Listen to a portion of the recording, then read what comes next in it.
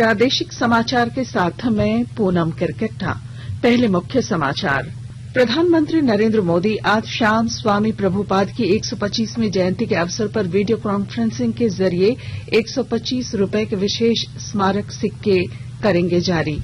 भारत नेपाल और भारत चीन सीमा पर सड़क निर्माण के लिए आधुनिक तकनीक विकसित करने वाली आईआईटी धनबाद की टीम करेगी राज्य के सड़क निर्माण में सहयोग।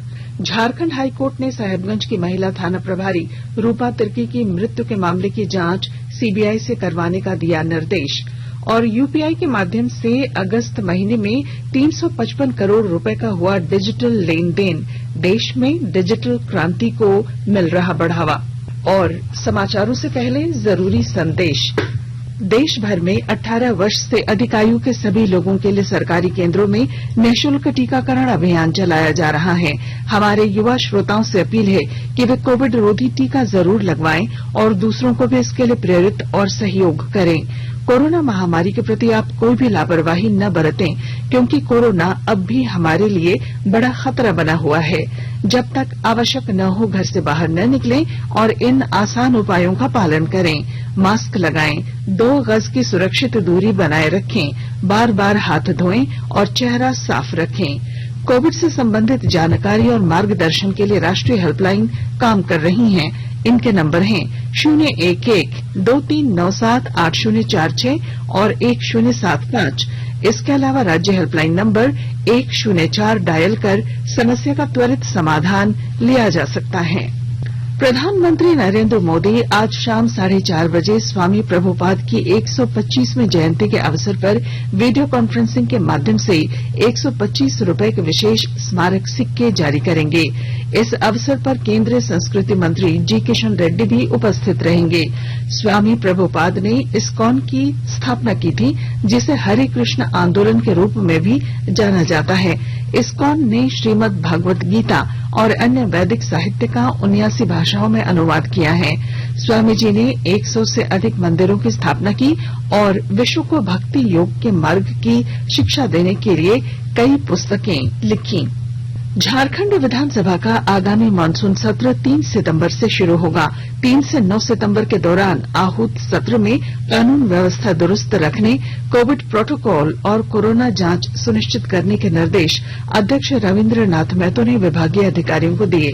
सत्र के दौरान कोविड वैक्सीन की दोनों डोज लेने या कोविड नेगेटिव रिपोर्ट लेने पर परिसर में प्रवेश मिलेगा।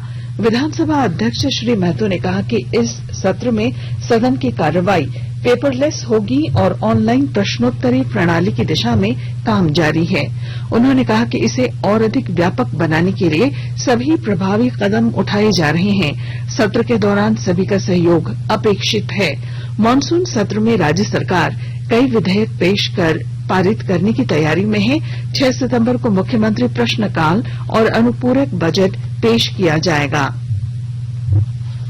भारत नेपाल सीमा के धारसुला और भारत चीन सीमा पर स्थित बद्रीनाथ और अरुणाचल प्रदेश से लगी सीमा पर सड़क निर्माण के लिए आधुनिक तकनीक विकसित करने वाली आईआईटी धनबाद की टीम अब राज्य के सड़क निर्माण में सहयोग करेगी। ग्रामीण विकास विभाग ने इस दिशा में विशेष पहल की है। राज्य की सड़कों को बनाने में नई और आधुनिक तकनीक का इस्तेमाल किया जाएगा। इससे पहले की अपेक्षा कम समय और कम लागत में बनी सड़कें अधिक टिकाऊ होंगी। नई तकनीक से बनने वाली सड़क 20 साल तक दुरुस्त रहेगी। ग्रामीण विकास विभाग ने बताया है कि चालू वित्त वर्ष में प्रमंडलवार 2 सड़कों का निर्माण नई तकनीक से किया जाएगा। इसके लिए आईआईटी धनबाद के अलावा वीआईटी मिश्रा के साथ विभागीय अधिकारियों और संवेदकों की एक कार्यशाला का आयोजन इसी महीने किया जाएगा। देश के 75वें स्वाधीनता दिवस समारोह के उपलक्ष्य में आजादी का अमृत महोत्सव के अंतर्गत प्रादेशिक समाचार एकांश आकाशवाणी रांची द्वारा स्वाधीनता संग्राम और उसके गौरवशाली इतिहास पर 18 अगस्त से साप्ताहिक अमृत महोत्सव क्विज का शुभारंभ किया गया है। आजादी के 75 वर्षों का पर्व अमृत महोत्सव प्रत्येक बुधवार शाम 7 बजे प्रसारित होने वाले प्रादेशिक समाचार के दौरान पूछे गए प्रश्न का सही उत्तर देने वाले प्रथम 10 प्रतिभागियों में से लकी ड्रॉ द्वारा चुना हुआ एक प्रतिभागी इनाम का हकदार होगा। इसके लिए सुनते रहें आकाशवाणी रांची का प्रसारण।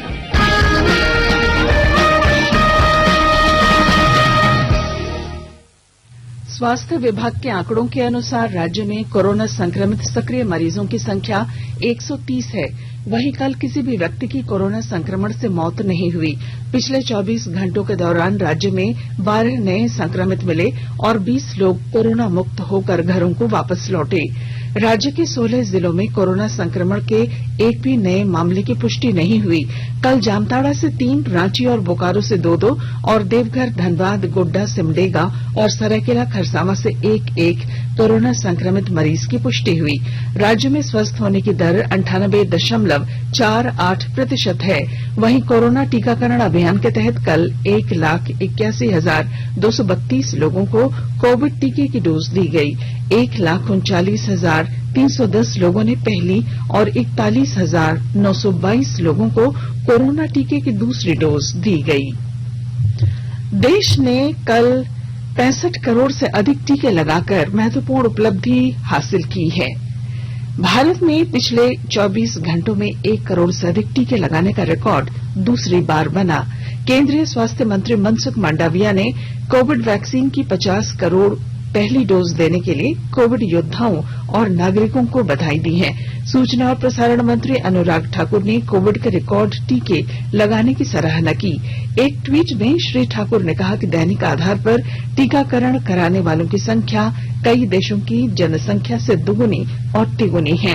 केंद्र सरकार ने राज्यों और केंद्र शासित प्रदेशों में अब तक 64 करोड़ 51 लाख से अधिक कोविड टीके उपलब्ध कराए गए हैं।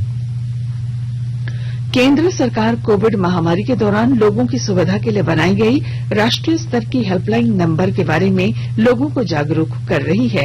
नंबर इस प्रकार हैं: कोविड संबंधी सवालों के जवाब के लिए हेल्पलाइन 1075, राज्य हेल्पलाइन 104, महिला और बाल विकास मंत्रालय की चाइल्ड हेल्पलाइन 1098, वरिष्ठ नागरिकों के लिए हेल्पलाइन 14567, मनोवैज्ञानिक सहायता के लिए राष्ट्रीय मानसिक स्वास्थ्य और तंत्रिका विज्ञान संस्थान निम्हांस का नंबर है 080461100007, आयुष कोविड परामर्श हेल्पलाइन 14443 और MyGov WhatsApp help desk number है 9013151515।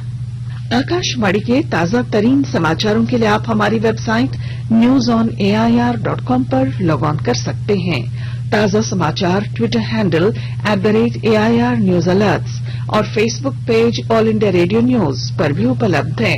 आप प्रादेशिक समाचार एकांश के ट्विटर हैंडल @AIR News_Ranchi और फेसबुक, इंस्टाग्राम पेज तथा YouTube channel AIR News Ranchi पर भी हमारे बुलेटिन सुन सकते हैं।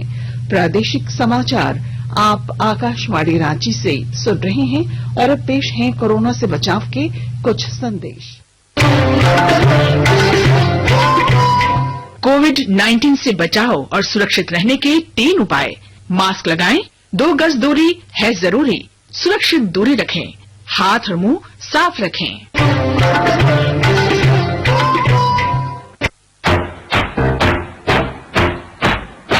चलो मिलकर एक शुरुआत करें, चलो एक फैसला आज करें, मास्क नहीं तो टोकेंगे, कोरोना को रोकेंगे, चलो एक वादा करते हैं, चलो एक वादा करते हैं, मास्क नहीं तो टोकेंगे, कोरोना को रोकेंगे।